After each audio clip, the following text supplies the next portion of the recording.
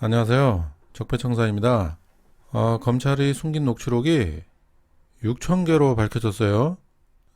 제가 전 영상에서도 보여드렸듯이 5개 내용을 소개를 해드렸었는데, 야, 이렇게까지 많을 줄은 정말 상상을 못했습니다. 여러분도 마찬가지일 텐데요. 정말 이건 좀 심하다. 5가지가 아니라 6,000개라 그러면은, 이거는 정말 너무너무 심각한 상태의 그런 검찰의 그런 행태를 지금 보여주고 있습니다. 그래서 검찰은 과연 양심을 버리고 항소할 것인가 이렇게 표지를 했는데요. 그 관련 기사를 한번 보고 얘기를 하죠. 네, 한겨레 신문 5월 22일자 기사인데요. 이재명 기소한 검찰 객관 의무 위반 논란, 이런 논란을 지금 계속 일으키고 있죠. 이재명 경기지사를 기소했던 검찰이 형사 절차의 기본인 검사의 객관 의무를 위반했다는 논란에 휩싸였다.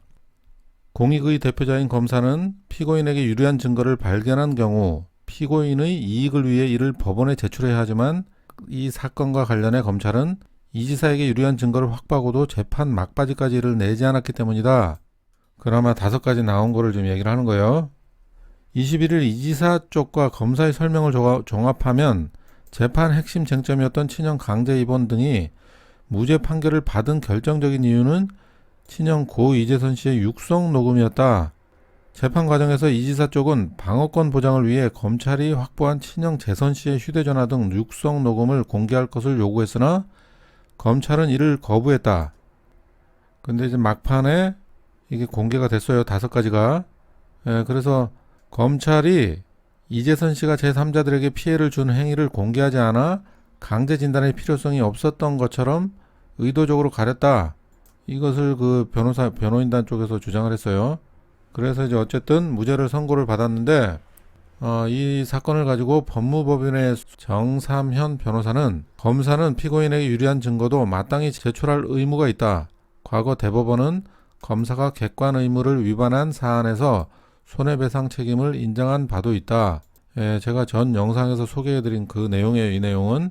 그런데 이제 검찰이 변명하기로는 6,000개나 되는 사건 관련 파일 가운데 검찰 측 증인들이 발췌한 부분만 법원에 제출했다. 파일 내용을 일일이 확인하지 못한 것이지 객관 의무 위반은 아니다. 그러면서 23일쯤에 항소할 방침이다. 이렇게 밝혔어요. 그러니까 6,000개나 되는 파일을 가지고 있으면서 내용을 일일이 확인을 못했대요. 이거는 객관 의무 위반뿐만이 아니라 직무유기네. 직무유기. 그렇죠?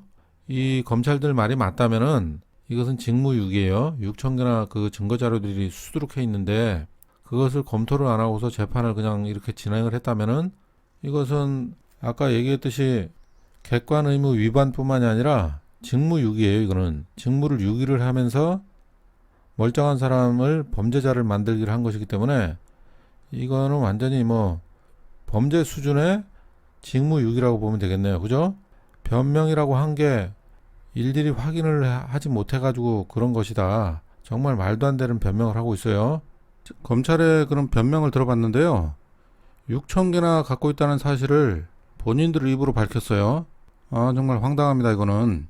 6,000개, 제가 봤을 때는 6,000개를 검토를 못했다고 얘기를 하는데 그것도 거짓말 같아요. 6,000개를 검토를 안 할 리가 없어요.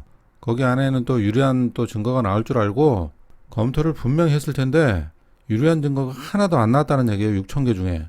제가 생각했을 때 이 제정신인 사람이 저렇게 전화 통화할 때마다 녹취를 하면서 저렇게 통화를 할 수가 있나요? 고 이재선 씨나 그 형수 그 부부를 보면은 남들 통화할 때 저렇게 녹취를 해가지고 음해하기 위해서 항상 녹취를 하잖아요. 그렇기 때문에 그 6,000개의 녹취록을 보면은 아마 더 심한 내용들이 많이 들어있을 것이다. 그런데 이제 검찰이 그것을 검토를 못했다 이렇게 얘기하는 것은 제가 봤을 때는 거짓말이에요. 그거는 6,000개를 검토를 안 할 수가 없어요.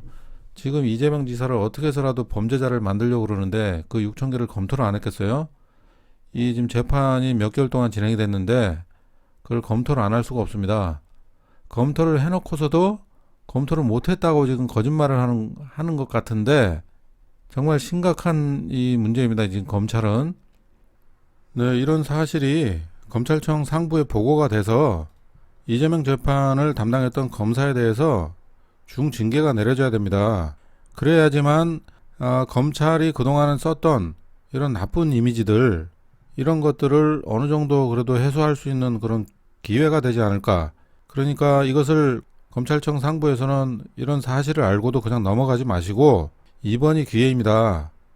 검찰에 대한 그런 이미지를 바꿀 수 있는 기회는 지금뿐이라고 생각이 돼요. 그래서 이런 것들에 대해서 조금이나마 반성을 하고서 여기에 대한 이 검찰들에 대해서 징계가 내려진다면은 그렇게 되면 또 검찰이 또 새롭게 태어나는 그런 모습도 보여주고 이렇게 함으로써 이미지 변신을 할 수 있는 그런 절호의 기회가 왔다.